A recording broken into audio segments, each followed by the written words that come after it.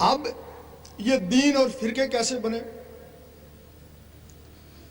آدم علیہ السلام کو جو کلمہ ملا وہ لا الہ الا اللہ آدم و صفی اللہ۔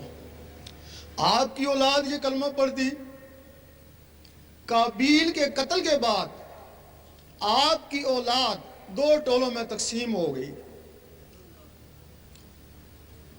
مذہب سے باغی ہو گئے۔ انہوں نے براہ راست، ایک ٹولے نے براہ راست اللہ سے رابطہ کرنے کی کوشش کری اور بجائے صفی اللہ کے ایشور اللہ کہنا شروع کر دیا۔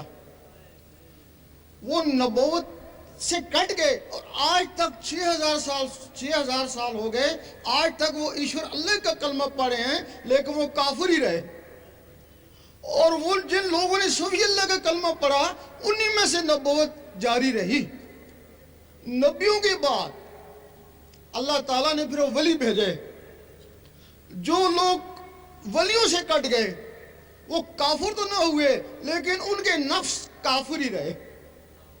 ظاہری میں وہ عابد زاہد بن گئے، پاک باز بن گئے، لیکن نفسوں کی وجہ سے ارس و تکبر کا شکار ہو گئے اور ان سے 72 فرقے وجود میں آئے۔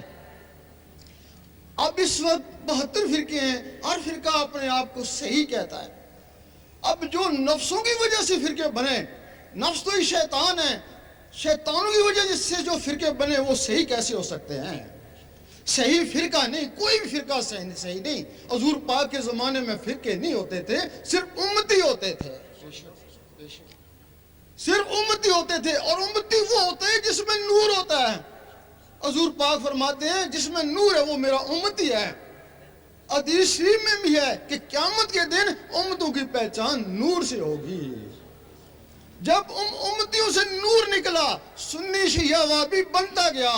اگر دوبارہ نور آ جائے کبھی نہیں کہیں گے میں سنی ہوں، میں شیعہ ہوں، میں وہابی ہوں، یہی کہیں گے بس امتی ہوں تمہارا یا رسول اللہ۔